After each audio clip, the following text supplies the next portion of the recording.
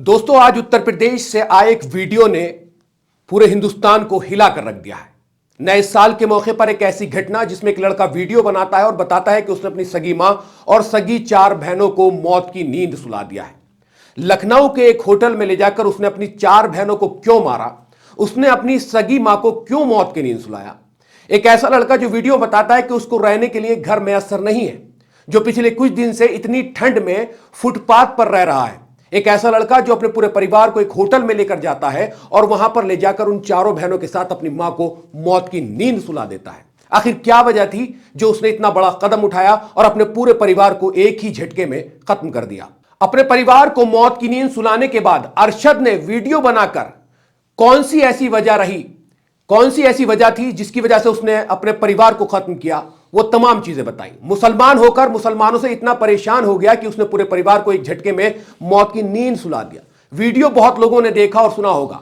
आगरा के रहने वाले अरशद ने लखनऊ के एक होटल में ले जाकर अपनी मां और 4 बहनों को बेरहमी से हत्या कर दी। इस हत्याकांड के सामने आने के बाद कातिल अरशद का एक वीडियो सामने आया जिसमें वह धर्म बदलने की बात कहता नजर आ रहा है। उसका कहना है कि वो लोग धर्म परिवर्तन करना चाहते थे लेकिन उसकी मदद किसी ने भी नहीं की। वे लोग यूपी के रहने वाले हैं लेकिन उन पर बांग्लादेशी होने का आरोप लगाया जाता था। बहुत सी चीजें आपने देखी होंगी, जब कोई आके रहने लगता है तो गांवों में भी कहा जाता है कि रेतवा है, ये फुला जगह का है, फुला जगह। तो इस तरह के जो है आरोप लगाए जाते हैं। कहीं ना कहीं वो उससे भी आहत था। इसके साथ ही उसने मंदिर में पूजा करने की बात भी कबूल की है। आखिर एक बेटे ने अपनी मां को क्यों मारा, एक भाई ने अपनी 4 बहनों को मौत के घाट कैसे उतार दिया, अब इस बात का खुलासा भी अरशद ने अपनी आगे वीडियो में किया है। वीडियो जारी कर अरशद ने कहा कि हम धर्म परिवर्तन करना चाहते थे। हमने काफी लोगों से मदद मांगी, पुलिस से मदद मांगी, नेताओं से मदद मांगी, बजरंग दल से मदद मांगी, बीजेपी सभी से मदद मांगी, लेकिन हमारी किसी ने नहीं सुनी। मैं आखिरी वीडियो में यही कहना चाहूंगा कि हमारी मौत के जिम्मेदार सिर्फ और सिर्फ हमारी गली वाले हैं। हम पर झूठा आरोप लगाया जाता है कि हम लोग बांग्लादेशी हैं, हम बदायूं के हैं। परदादा तक का प्रूफ मिल जाएगा। हम लोग बस्ती वालों से तंग आकर धर्म परिवर्तन करना चाहते थे। मतलब पड़ोसियों ने, साथ के लोगों ने ही उसको इतना परेशान कर दिया था। वीडियो में जो कुछ उसने बोला है कि वो अपने पड़ोसियों पर ही इल्जाम लगा रहा है कि उनको बांग्लादेशी होने तक का जो है वो कहा जाता था ताकि हम चैन से जी सकें।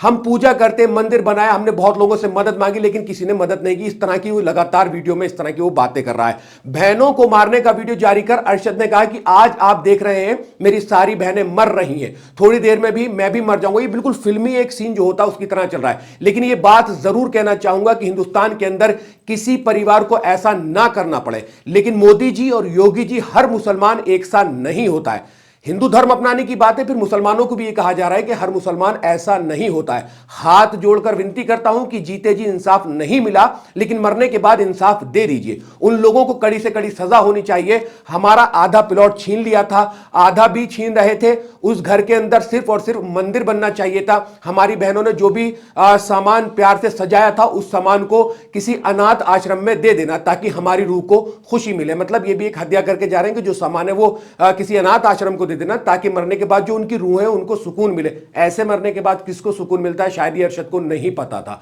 अरशद ने कहा कि बस्ती वालों की वजह से तंग आकर यह कदम उठाया जा रहा है। पड़ोसियों की वजह से, जहां वो रहता था उन बस्ती वालों पर उसने जाते जाते इल्जाम लगाया, आरोप लगाया। आज मैंने अपने हाथ से अपनी बहनों और अपने आप को मारा है।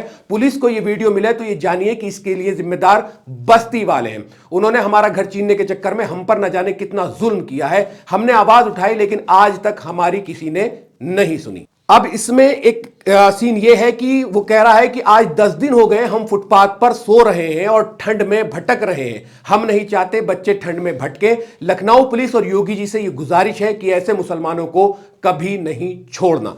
लेकिन वो फुटपाथ पे सो रहा था, परिवार को होटल ले गया और होटल में ले जाकर उसने तमाम लोगों को जो है वो मौत के घाट उतार दिया। ये वीडियो सोशल मीडिया से लेकर मैन स्ट्रीम मीडिया तक आज बहुत ज्यादा सर्कुलेट हो रहा है। अभी फिलहाल पूरे मामले की जांच चल रही है, क्या कुछ निकलकर सामने आएगा। लेकिन मोटा मोटा जो कुछ देखने में आ रहा है वो वीडियो के माध्यम से, जो कुछ उसने अपनी बहनों को मारने के बाद वीडियो बनाया वो तमाम वजूहात उसने इस वीडियो में शेयर किए, बताइए कि आखिर उसके साथ ऐसा क्या हुआ था जिसकी वजह से उसने इतना बड़ा कदम उठा लिया है। लेकिन अगर ऐसा था भी तो वो उत्तर प्रदेश छोड़कर किसी और प्रदेश में जाकर रह सकता था, कहीं और किसी जगह जाकर रह सकता था। लेकिन उसने इतना बड़ा कदम क्यों उठाया? और कहने वाले ये भी कह रहे हैं कि इसके वालिद का एक वीडियो और सामने आया था, उन्होंने भी हिंदू धर्म अपनाने की बात की थी। तो कहीं ना कहीं अपने धर्म को लेकर भी डांवाडोल था, जो कभी हिंदू बनना चाह रहा था तो कभी मुसलमान बनना चाह रहा था। फिर एक एलिगेशन और एक आरोप और लगा गया है कि मुसलमानों के खिलाफ जिन्होंने मुझे परेशान किया उनके खिलाफ सख्त से सख्त कार्रवाई होनी चाहिए। मुसलमान जो होते हैं वो जमीनों पर कब्जा करते हैं। तो वो किस तरह का एक फ्रस्ट्रेशन था, जिस फ्रस्ट्रेशन में आके इस लड़के ने अपने पूरे परिवार को